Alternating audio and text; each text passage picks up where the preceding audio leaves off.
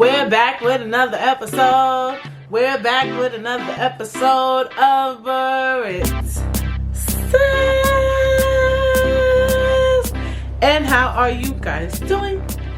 I hope you had an amazing last week and you're definitely gonna have an amazing this week. And yeah, how are you guys doing?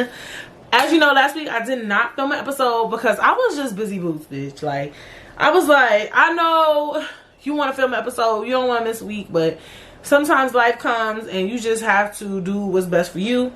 I had went to LA, and the funny thing, when we was planning on going to this wedding, me and my cousin, we both wasn't working, we was both on unemployment, so we just had an unemployment mind state. We was gonna stay in LA for a week, we was gonna be lit, we was gonna go to the wedding, and life came and we both started working. So when it came time to, you know, book the flight, get ready, we had to get a flight that we could catch after we clocked out of work. So it was like you went to work, then we got on the flight. So by the time we got on the flight, it was 7. So we got to LA at like 12 in the morning. So, you know, we went to bed. Saturday, we had fun. We did our thing or whatever. We went to the wedding. The wedding was beautiful. Congrats to them. It was just really, really good. It was such a nice wedding. The food was good. It was they did this thing, I forgot what it was called. They do in New Orleans. I didn't even know Chris's family was from New Orleans. Don't quote me. I'm at everything. You gotta be careful what you say. But they did this thing. I forgot the name of it. It's getting me tight. But either way, it was just a really good wedding. So we went to the wedding. After we went to the wedding, we went home and we went to sleep, and then we went back to New York City. But it was worth it. I had fun. Me and my cousin, we know how to have fun in one day, 1 hour, 2 hours, 1 minute, 5 minutes. So we made the most of it. And as you can see, it was everything was like back to back to back. I got home Sunday at 7 p.m. and I wanted to film, but I was just like, I'm tired. Like, it is what it is. You know what I'm saying? So yeah, I had an action-packed week the week that we missed. Well, that I missed. Then this week, what did I do this week? This week I didn't do much because I had such a crazy week last week. Actually, this is one of my favorite weeks. Like, yesterday, you know, me and my husband did some stuff. We put some stuff together, and, you know, we ate, we had a little dinner. That was fun in the afternoon. I got some rest, just laid down, relaxed, and I enjoyed it because the couple of past weeks I've been doing stuff. Remember the week before, I went to my friend's hair show. I did something else. I did a couple of things. So it was like, okay, I don't have anything to do this Saturday. It was like that type of thing. So I was just like, you know what? I just kind of want to chill. So that's what I did. I just chilled or whatever. What else happened this week? So nothing much happened this week. I'm feeling good, feeling great. Couldn't be better. And I hope you guys had an amazing week. I wish I could go on another vacation, but I'm not going on no other vacation, bitch. Maybe, I don't even know when gonna be my next vacation. I'm gonna keep it 100 with y'all. Oh, so much is going on. But my next vacation, I said my next vacation is out the country because me and my cousin was talking.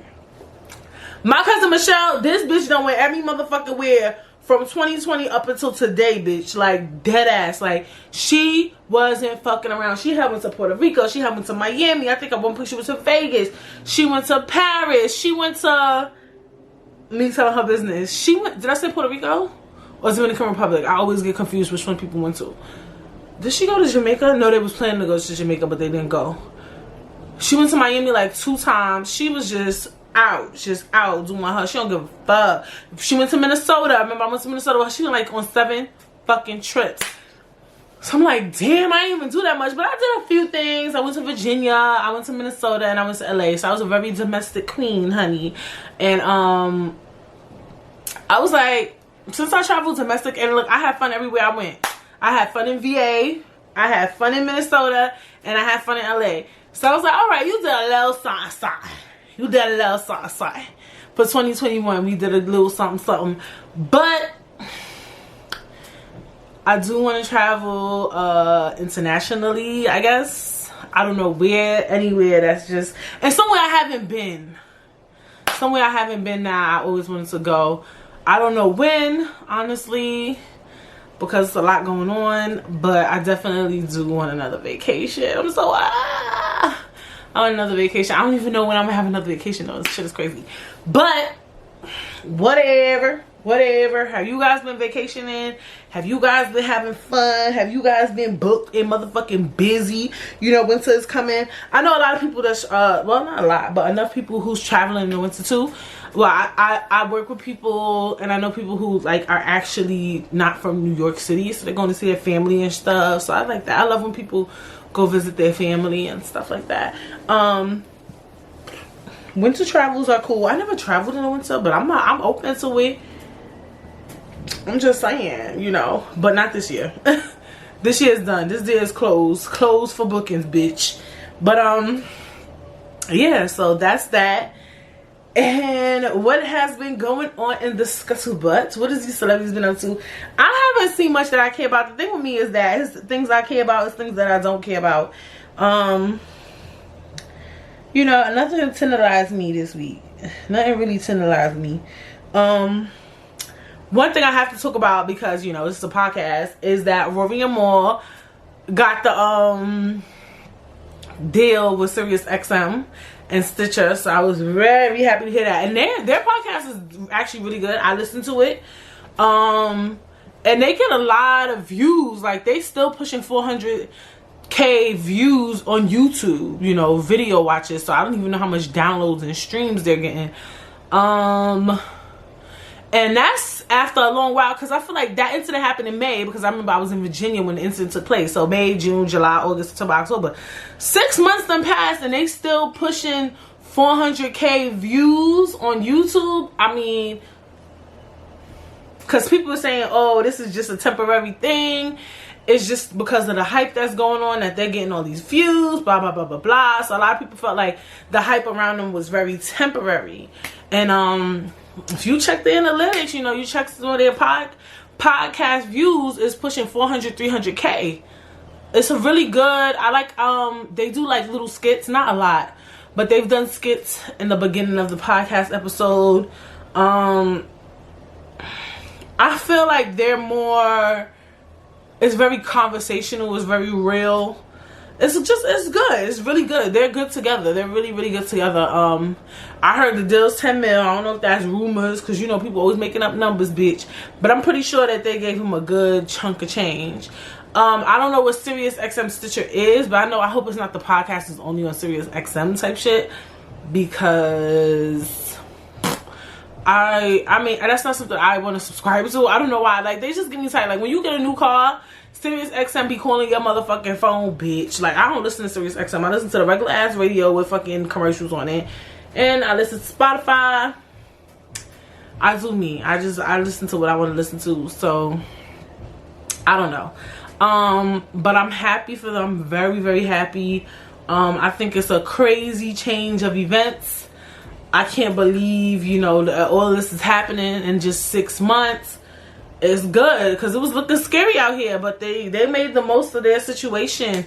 Over there at the Joe Budden podcast, their views went down drastically, and it just goes to show, like, humble yourself for real, because Joe Budden, just because that fucking podcast is called the Joe Budden motherfucking podcast, bitch, you thought you was the star of the show. You are the star, but you ain't the star. You feel me? Like, it's, and even I, as somebody who watched the Joe Budden podcast faithfully, I don't watch or listen anymore. It's crazy. At one point, when I had faith that Rory and Moore were gonna come back, I kept watching with Ish and Ice, and because I'm like, they're gonna come back. So I just like kept listening, kept watching. But then once it was established, like, nah, it's a dunzo, it's a dundilio.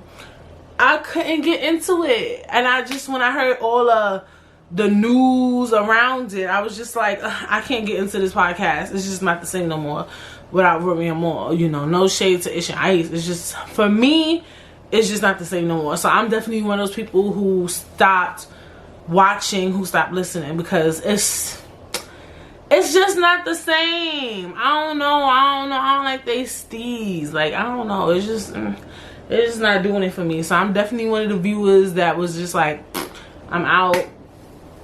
I left. And it wasn't even because I'm trying to be pro Rory and Mal. It was just like, I'm not feeling it no more. So I'm just very, very happy for them. And I'm excited to see what's next. You know what I'm saying? I'm excited to see what's next with Joe Budden as well.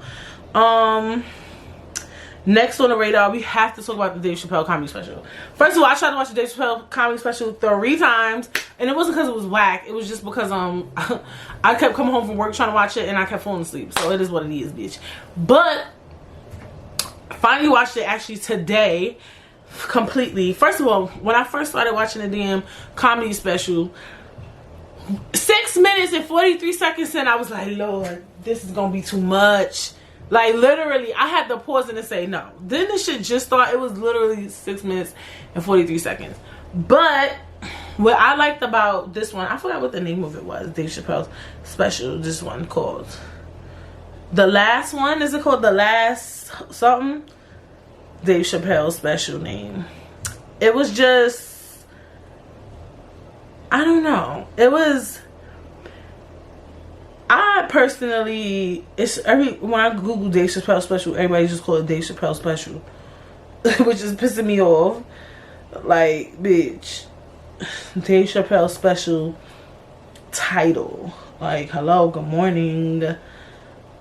I wish I had a screen man right now. Title. No, The Closer. Is it The Closer? The Closer. Anyway, it was called The Closer on Netflix. So for me, what I liked about the special from his current specials was that it was more jokes in it. So I feel like a lot of his specials lately are very much like these dialogues, but it was jokes in it. And I thought that because there were jokes in the special, it would be, because I watched it and I heard more jokes behind the things he was saying, it would be less offensive because he actually made a joke behind it. But I guess not, because this one is like having all this tea and drama behind it. When I listened though, it was like, I thought it was funny. But let me tell you one thing about me. I love comedy. Like, if you see the books I have in my house, like most of the books I have, the Kevin Hart, I can't make this up, Amy Schumer, The Girl with the Lower Back Tattoo, Tommy Davis and Living in Color. These are books that's sitting right in front of me. I have more books. I have Issa Rae, even though she's not like a comedian. Charlemagne, like people, you know, I love comedians and comedy. Like, anybody know that my favorite genre is comedy. So I'm a little more, what's that word, desensitized from jokes. But I do have an understanding that with life, with maturity, with growth, that you could go through something and certain shit just not funny no more. But this is my thing. Even if I hear a joke and I don't think it's funny, I'm not going to cancel that person. I just think that joke is not funny. And I think that's the problem with people, is like, you can't cancel a comedian for a joke. The comedian's job is to make a joke. A comedian's job is to make a joke about shit that's fucked up and bring light to it. Like, it's like you bringing light to something that's, you know, not that easy to discuss. That's how I view comedy.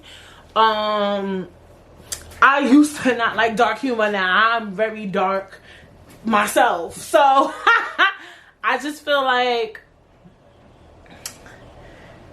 this is my thing. It's like, Dave Chappelle's a comedian. People are comedians. Comedians have a right to make jokes, whether they're dark, whether they're lighthearted, whether they curse, whether they don't curse. They can make a joke because that's their job. That's something they're a professional in. Do we have a right to choose whether we find it offensive or whether we think it's funny or not? Yes. But to cancel a comedian for a joke, I don't personally agree with it. Because I notice things that I don't give a fuck how funny the joke is. I probably won't find it fucking funny. Like, and just through life experiences and things that I have gone through, I won't find certain shit funny. Unless it depends, and it depends on who the joke is coming from sometimes, right? So, for instance, I'm pretty sure with the LGBT community, just like at gay clubs, they have gay comedians. A gay person could say a gay joke and you might find it funny because they're gay. Or they're transgender. So it's like, okay, you're a part of the community. Like, it's that type of shit for me too. Like, if you actually live the life and you make a joke about it, it feels like we're being personable.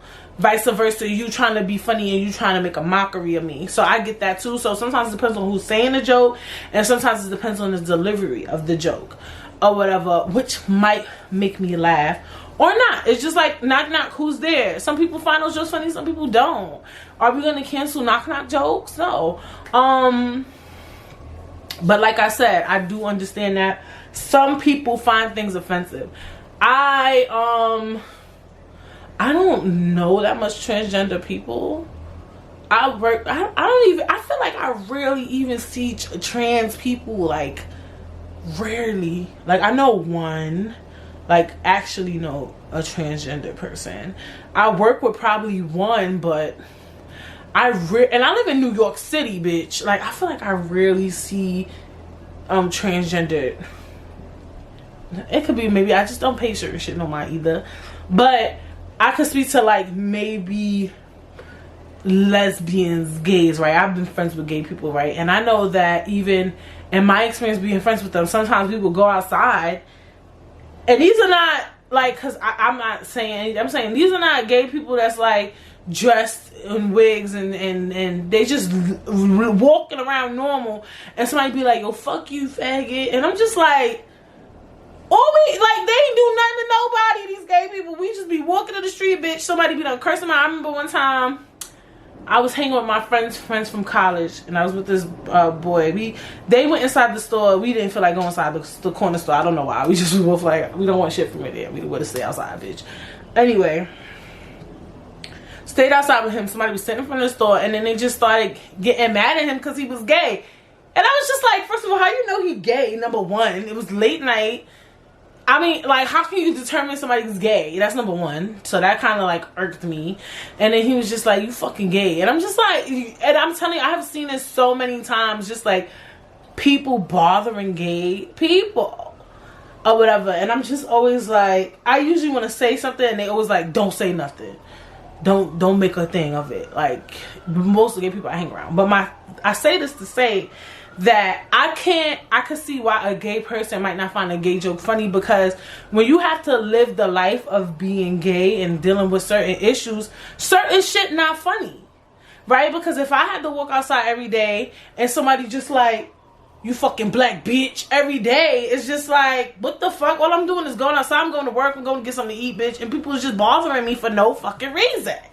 And that's a sense of trauma. So I get that people is like, I'm gay, this is who I am, and y'all keep making jokes about some shit that I'm living with.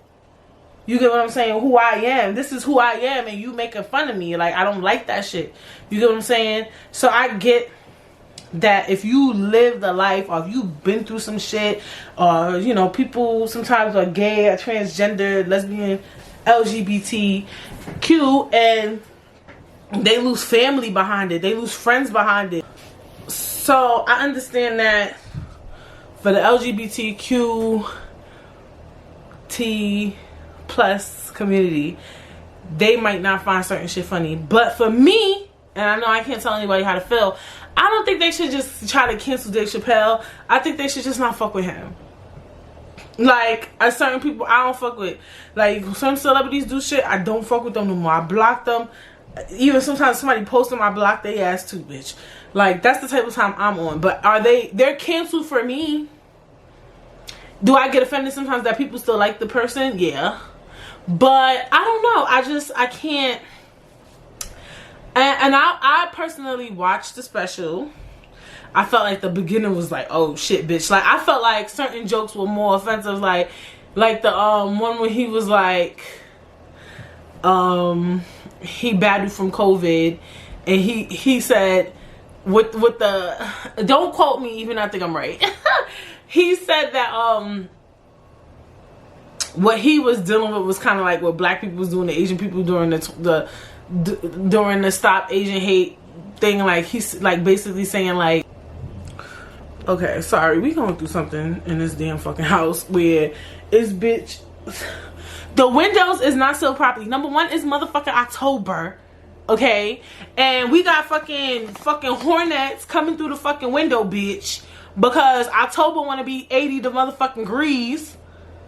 So we gotta get the windows sealed or something. It's like bees, bitch. Bees. Not flies. These shits look like motherfucking hornets flying in the motherfucking house. One flew on me the other day. You know what? Back to what we was talking about, because I don't want to get upset. Anyway, moving on. Like I said, I felt like the documentary, well, I call it the documentary, the comedy special wasn't as, for me, I'm not a part of the transgender community. I know I'm not a part of the LGBTQ plus community. I cannot speak to certain things. But I was saying, I thought the joke where he was saying like what the black people was doing to the Asians in the 2020 was what was going on inside his body when he had COVID. I thought that joke was like, whoa, bitch. I laughed, but I thought that one was a little wild. That was a little wild. You know what I'm saying? I found that joke a little more aggressive than like the transgender jokes. I laughed, but I knew, I was like, bitch, he bugging the fuck out clean now. But I'm listening. Okay. Let me pump my motherfucking brakes. Okay, so I'm thinking assuming like when he said that a lesbian, they tried to say that he had fought a lesbian in the club for being a lesbian. Even when I heard that shit, I knew that was a lie, because Dave Chappelle just don't give me that. But when he was like, I was talking to her and I was calling her man, sir. She was like, don't call me a sir. I'm thinking like, were they offended by that? Because he playing around with pronouns. The transgender thing, he talked about a friend that he had that passed that was transgendered, and he just talked about a lot of things. But the part where he talked about the transgender community felt more like his current stuff, where it's given very much like a dialogue. It didn't give me a lot of jokes towards the end. Like it had a few, but it was more dialogue-y again. So I think also too, when he don't put jokes behind these dialogues, is given very much you keep bothering us. I do think he needs to, you know, take a break from, you know, talking about the transgender community. I think he said he's not gonna talk about it no more. He said that at the end of the special that he wasn't gonna talk about it no more. He had a rough time with them though. Like, you gotta understand, like that is a big part of him. The transgender thing, because it's a big thing for him now. Like, you know what I'm saying? I personally, and I think too, because I took a while to watch it. I thought the beginning was like, bitch, he coming in hard. I thought towards the end it was more dialogue-y. It wasn't as aggressive as I imagined it to be, but once again, I have an appreciation for comedy. Especially depending on who the comedian is. Like, Dave Chappelle is like such a big comedian. Certain comedians, like, they have room to say certain shit to me. And I know everybody doesn't agree with that. I am 100% aware that everybody doesn't agree with that idea, you know. But for me personally, it was, like I said, it was more of a dialogue. Like, towards the transgender part, it wasn't, Brittany Lingard was not, you know, 100% offended. Like I said, but I'm not a part of that community, so I understand. And I understand that with life and with growth and with maturity, certain shit is not funny. There's certain things that I've been through that if somebody talks about that topic and they want to make a joke about it and they're not a part of that fucking community, bitch, I don't think it's fucking funny. Okay? So I get it. I get where the LGBTQ plus community is coming from. I stand also with comedy. I get maybe in some cases where Dave Chappelle is coming from. I get it all together. So, I mean, it's nothing you can... It's a weird spectrum, and I'm surprised Netflix is not taking it down. I mean, if they would have took it down, we probably would have bombed the fuck out of them, let's be honest. But I mean, hey, it is what it is, bitch. I enjoyed the special. It was okay. Actually, I wouldn't say... Actually, in the beginning, like, when it was jokey, I enjoyed it. I thought it was good to hear some raunchy jokes. Like, I don't remember the last time I heard some raunchy jokes. I feel like comedians talk a lot about it, but a lot of them are safe, but unsafe. Like, that special, it reminded me of back in the day jokes. Like, I haven't seen a comedian really get that in the gut like that. Like those type of gut jokes like that in a while. Like, yes, I watch some specials and it's funny, but I haven't seen anybody be as real as that special in a long time. So that's why I enjoyed it. It reminded me of, you know, how comedy was back in the day. I enjoyed it. And if you didn't, I get it. I understand 100%. So yeah, that's my spiel on the Dave Chappelle special. So what are we talking about? So we are talking about, I call them social myths, but these are to me like, I don't know. We'll read, but I want to talk about like social myths, ideas, ideologies, things that we, you know, as Americans or people believe, and we kind of, you know, we live in this idea, you know what I'm saying? So, I don't know. I consider it a spooky boost topic, but I don't think it's too spooky. It could get spooky, depending on how we perceive it, how I jump into it.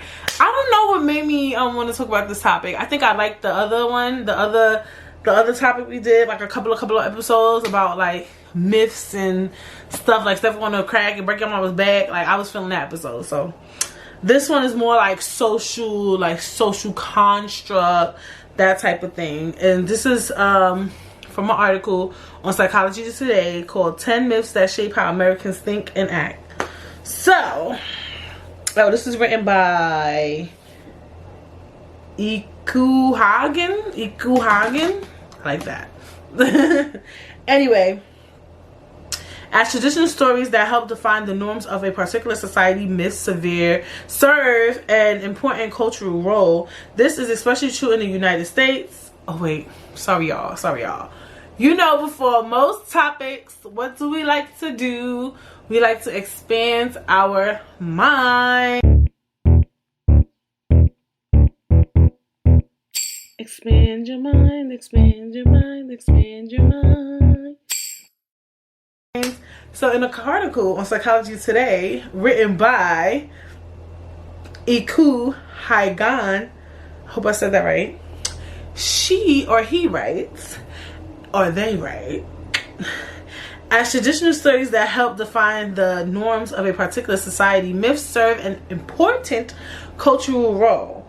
This is especially true in the United States, a society whose national identity is heavily steeped in mythologies that have over time been constructed to serve a certain purpose. Besides revealing key insights into our values and character, myths directly shape how Americans think and act, making them essential components of our individual and collective psychology. So, the first myth that shapes how Americans act is number 1, the pursuit of happiness. Alright, so let's read what this says. It's right there in our Declaration of Independence. The pursuit of happiness, a phrase penned by the founding fathers in the Declaration of Independence, has served as a primary ambition for Americans in the nation's history, especially during the past century. Ask any American what he or she wants most in life, and the majority will say happy. In fact, a clear sign that the subjective state of emotional well-being is central to who we are as people. So, is the pursuit of happiness a myth though. I think that, why do we believe that some people can never be happy? Like, can you never ever be 100% happy? I think I have happy days. Like, I feel happy right now, you know. I think some people confuse happiness with perfect. I don't think that life can ever be perfect, but I think that you can always be happy. You can be happy in your, you know, your situation, whether it's good or bad. It's just like when we watch, you know, sometimes we'll watch kids and people in third world countries, and it's not similar to how Americans live, where we live in houses and structured apartments and shelter, and we have food, and we could go to the supermarket and buy cooked food. We don't have to hunt and gather, even though I know that's some people's preference. They would like to hunt and gather their own food because they think it's more healthy and natural. But I'm just saying, we have that luxury where we could go shopping. We have Instacart now. People could come in and deliver your goddamn food for you, and do your laundry, and bitch clean your motherfucking house. In other countries, they don't have these luxuries, and they're happy.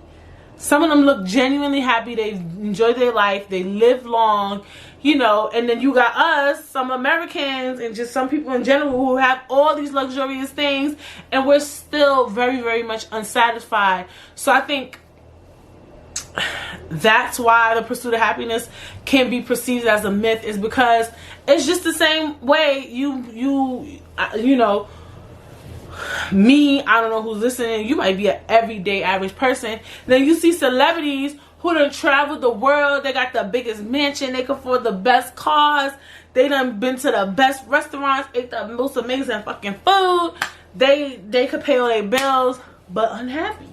So maybe in that sense, pursuit of happiness is a myth, because some people view happiness as more money, more success, more traveling, love, marriage, all these things. And some people have all these things. Some of the things that I want, people have, and they're unhappy. Some of the things I have, people want, and some days I'm unhappy. So I guess that's why the pursuit of happiness can be indeed perceived as a myth. Because what is happiness? How do you fully find happiness? You know what I'm saying? For me, to find full happiness, you know, I'm just in tune with God. I pray. I keep myself grounded. Like, I was just talking to my mother about something. She was telling me about somebody. I won't say too much details because I don't even know who listening. But basically, these people have to me a profound, not profound, but a pretty decent life, educational wise, status wise, societal wise, and you know, dealing with depression. And I'm like, damn, like when I look around, I just was telling y'all, we fucking got some fucking hornets in this bitch. And my apartment is not the best, in my opinion, you know. I decorated to my best of my ability, but I keep telling Femi, like, I want to move out when the lease is up. I want a nicer apartment, a better building, like that type of thing. But it's people who got nice ass houses, excellent educational status, and suffering with depression. Now, I complain, but I ain't depressed, because I always tell people I know what it's like to be depressed. And one thing I'm not is depressed. You know what I'm saying? So, it's just weird how all this shit is perceived. Like, it's interesting. It's very interesting how all this shit is perceived, and how happiness is perceived, and what makes people happy, like what makes people sad as well. You know, we need to get to that point. You know, what is it that is making someone sad? You know what I'm saying? It's I think it's so many things. You know, prior to this, people were sad. I wonder what's the like. We wouldn't know, because I feel like people was even talking about depression back in the day. I was gonna say, like, what was like the rate of depression today, I mean compared to today, than what it is like maybe in the past. But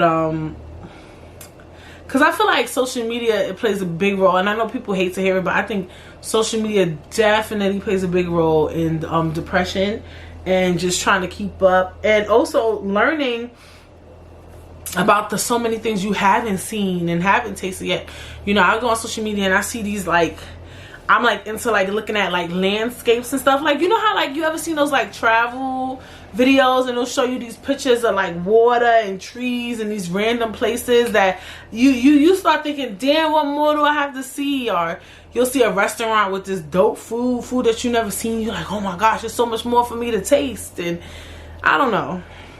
I just think that's one of the reasons why the pursuit of happiness could be perceived as a myth, because it seems like the things people want, some people have and they're still unhappy, and the things that people don't have, and then sometimes people who have it all look at people who barely have it and they look happy. We don't know what the fuck make happiness. So yeah, that shit could be a myth. And like I said, some people live in third world countries and they houses is tilting, bitch, made out of bamboo sticks and shit, and they happy as fuck. So I don't know.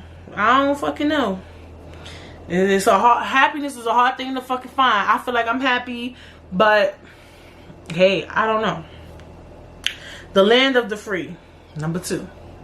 Americans' libertarian streak and resistance against an overly powerful government can, of course, be traced back to the nation's very beginnings. Americans love to hate government, John B. Judas stated in The New Republic in 2009 after assessing the long history of anti-statism in the country. The wariness of being ruled from the foundation for the nation being known all over the world as the land of the free. Citizens of the United States rely on government but are famously distrustful about allowing it to overstep its bounds. A national trait that Judas felt was a pattern of belief is deeply rooted in the American psyche.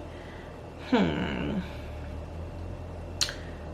land of the free. I do think it could be a myth, because how free are we? I do feel that Americans do have it really good in comparison to other countries, of course. Like, let's be honest, a lot of shit we do in other countries they couldn't even dare. You know what I'm saying? All that protesting shit, talking shit about your president, bitch. Even though here, low key, high key, you talk about the president, you can get some sticky shit. Low key, if you don't play your cards right, bitch. But just certain shit we do out here is just wild. Like, but certain shit we do out here, you could go to motherfucking jail, bitch. You could lose your freedom. Like I said, you say something too finicky about your government, you might get your head chopped the fuck off, bitch. So they saying it's something that's embedded in our American psyche. I think maybe, you know, for white Americans it might be embedded in their psyche that this is the land of the free. But as an African American woman, I don't feel like it's 100% the land of the fucking free. Like, how, you know, I know that for me, I gotta be mindful of how I move and the things I say, and shit ain't fucking free, bitch. Like, all this shit costs money, bitch. I'm looking at this fucking air conditioner costs money, this goddamn mirror costs money, and like, I know y'all ain't trying to be literal, but I'm keeping it fucking literal, because I feel like that myth is very much for Caucasians. Like, honestly, only they could speak to something like that. I never felt like this country was like really 100% the land of the free, unless I'm reading it wrong what the person is trying to say. But the promise of tomorrow. Number 3, you're always a day away. Annie sang in Tomorrow from the Titilier Broadway show, a reminder that Americans consistently had a deep faith in possibilities of the future. The firm belief that the sun will soon come out, even if it is the cloudiest of days, has guided American people through some of the darkest periods of history. Optimism and hopefulness have served as a key marker of our national identity, with foreigners often amazed at how we are somehow able to look on the bright side of things, even in the toughest of circumstances. I agree. And that ain't no myth for me. You know, I do think the sun comes out tomorrow. Day always gets better. Weeping may endure for a night, but joy comes in the morning. I forgot what scripture that is, but that's in the Bible, baby love. And I agree with that. You know, like, nothing lasts forever. You know, even with COVID, yes, The shit is still annoying, but is it what it was in April 2020? Fuck no. Okay, we know that firsthand, bitch. If you collect the unemployment, that shit gone. Them stimulus checks gone, bitch. Everything gone. The stores is open. You could go see entertainment if you're vaccinated. There's a vaccine. Schools is open. Shit is open back up. We still gotta wear masks and stuff to a certain degree, to a certain extent. So yes, things are a little different, but it's damn near the same. You know, it's getting there. It's very much close. Like real motherfucking close, bitch. So, you know, if things get brighter, it may take long. It may not be in the time frame you like, because I feel like things just recently started getting better. That's over a year it took for things to really improve after COVID. You know what I'm saying? So they say people look at Americans and can't see how we remain so strong. I think because we have so much. That goes back to the land of the free. And there's always hope. I think that's just a personality trait. I don't know how all Americans think, but there's always hope. There's always a light at the end of the tunnel. There's no need to not be optimistic. Things get better. They definitely get better. As long as you try, though, because the thing is, some people be like, yo, we've been, like, I remember one time I was like, it's gonna get better. My friend was like, you've been saying that shit since we left college. And I'm like, all right. Things did get better though. Like virtually, if you look back, things get better. But thing is, you have to be grateful.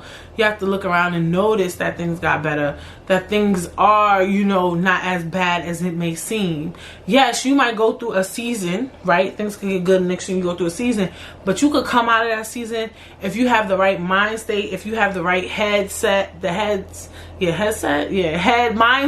the right mindset to really push through, you know, that situation. You know what I'm saying? Or whatever you're dealing with, whatever you're going through. As long as you have the right mindset, you can get through almost anything. And if you have the determination and the strength, if you feel like you're broke, if you have the determination and the strength to just make more and more money, or do better, get a better job, go back to school, do whatever it is for you, you could get it done. Period. That shit is not a myth. That shit is not a myth. There is always a light at the end of the tunnel. I don't know why my nose is always itching me. It's the most annoying thing, and it only happens when I film. It's very, very annoying. Like after I film, it doesn't happen. I wonder what the fuck the psychology today is behind that shit. But anyway, number 4, the American dream. We all know the American dream. Rather than just a powerful philosophy or ideology, the American dream, a vision of a better, deeper, richer life for every individual, regardless of the position society which he or she may occupy by the accident of birth. As James Truslow Adams defined the phrase in his 1931 book, The Epic of America, is thoroughly woven into the fabric of everyday life. It plays a vital, active role in who we are, what we do, and why we do it. So, the American dream is a term we've probably mostly all heard, and it's basically like you got the white picket fence, you got the husband, the wife, the whatever, your spouse, you got the kids, you got a nice house, you got a decent job. For me, the way I view the American dream is really just like the perfect middle class citizen. Like, but you really like, you making good money, but you're not like super duper rich. You just make good money. Your bills can always be paid. You're married. Just you and your husband or whoever. Y'all get along. Your kids are good. They got a good education. They went to school. Now they about to get a job. They about to have a white picket fence. It's just like this perfect streamline. Like, y'all not super overly rich with a big fucking mansion. It's the American dream is just like, you're a middle class family that could pay your bills, pay your rent, put groceries in the house. You're not living check to check. You could save, maybe do a little cute family vacation, throw family reunions. You like throwing barbecues. You're very family orientated. Your life is just boom. I think American dream lifestyle is kind of cool too.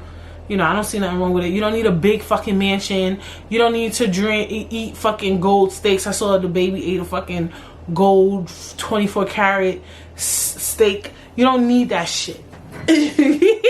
Like, you just got this homey life. You like cooking, bitch. You probably like watching HGTV, Food Network. You buy cookbooks, bitch. very much the American dream. You cook every once in a while. You barely probably like going out to eat with the fucking family, bitch. You are cooking. You're working. You're cleaning. Your kids is motherfucking good, bitch. That's what the American dream is. And you know, I don't think that's such a hard dream to chase. I don't. I think it's very realistic, but we make it seem hard. I think it's realistic, but also, you know, I get it. I know firsthand that life is a bitch, and this shit'll catch you slipping at any motherfucking moment. So sometimes it's hard to reach it, but hey, look, even if you reach the American dream at 40, 45, 50, you reached it. You know,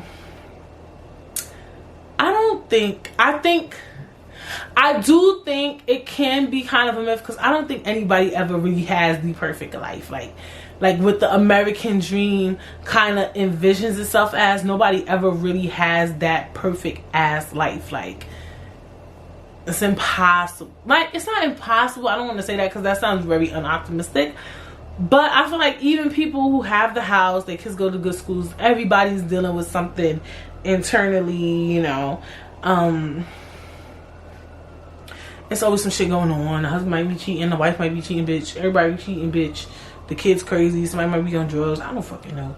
But, you know, it's always some little dirt in the crevices of everything. Let's see. I don't want to read that one. Not the myth of equality.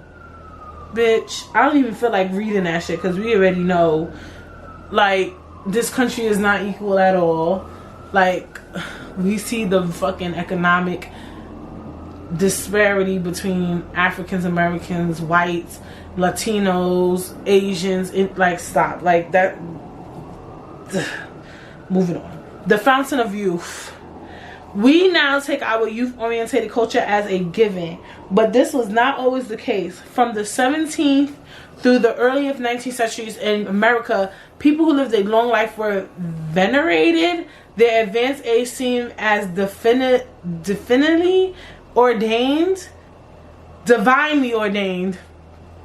This began to change soon after the American Revolution. However, as the first Americans to be born in a new country distinguished themselves from those who had immigrated to the colonies, early 19th century Americans did exalt old people as their parents and grandparents. Had a major shift in social dynamics of age. Through the 19th century, old Americans continued to lose social status as the cult of youth. Please stop. Gained traction, and their demotion became institutionalized in the 20th century by a number of social, economic, and political powerful forces. Youth-oriented culture as a given. So they said back then old people was that girl, now young people is that girl. I mean, that's inevitable, because at the end of the day, when you get old, I mean, you old, and young people kind of dictate shit. Like, not even, I don't know what we consider young, but like, obviously the younger, I don't know how to perceive what is old and what is young, because I'm like, obviously the Democrats, and like, not the Democrats, the government is going to be in their 40s, 50s, older people 70, 80, some of them be 70, 80 too, but the people working, the corporate workers, the people working on the field, the people working in the stores are going to be younger, so they kind of dictate how we move when we get old and shit. They're redefining technology, they're redefining medicine. These are the people, you know, that we rely on. So the fountain of youth, you know, I don't see how that's a myth or anything. It says people who lived a long life were divinely ordained, and people are living long as fuck now. So I don't know. We talk a lot of shit about medicine, but I do feel like medicine does have a key role in it, because technology, just life being easier, you know, maybe not having to work as hard all the time, the internet, computers, like, we talk a lot of shit about technology and science, but I definitely think that it does play somewhat of a key role in why people do live longer. So, you know, maybe you should think about getting vaccinated, bitch. Don't fuck with me. I'm just saying, something changed. I'm gonna do one more. The cult of celebrity. In the future, Andy Warhol prophesied in 1968 everyone will be world famous for 15 minutes. Warhol was really talking about Americans' obsession with fame, something he knew more than a little about. The artist took the nation's fascination with celebrity to an entirely new level. Today, we are entirely used to the idea that one can be famous just because one is famous. Ha! Everybody will get their 15 minutes of fame. I don't think that's possible, but I get where he was going with that. I don't know if Andy Warhol knew that social media would be a thing, because, you know, the most random person can definitely get 15 minutes of fame. Just the other day, I was thinking about where the money reside, where the money reside, where the money reside. Okay.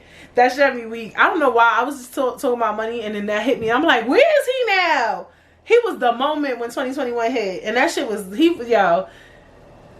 Oh my gosh. But, yeah, you know, everybody could get their little 15 minutes of fame. Just, he might have been on to something, bitch. I think even the most random of randomest people love fame a little bit. Because I feel like sometimes I want to meet people who literally went viral, who really don't give a fuck about fame, how it still made them feel good. I feel like if you get a little bit of fame, it's still gonna make you feel a little bit good. You know what I'm saying? Fame to me is scary. You know, the things I hear celebrities go through, I'm just like frightening. But and it holds a lot of power. Like, you gotta watch what you say, you gotta watch what you do. It's just like, oh my gosh, honey boo. But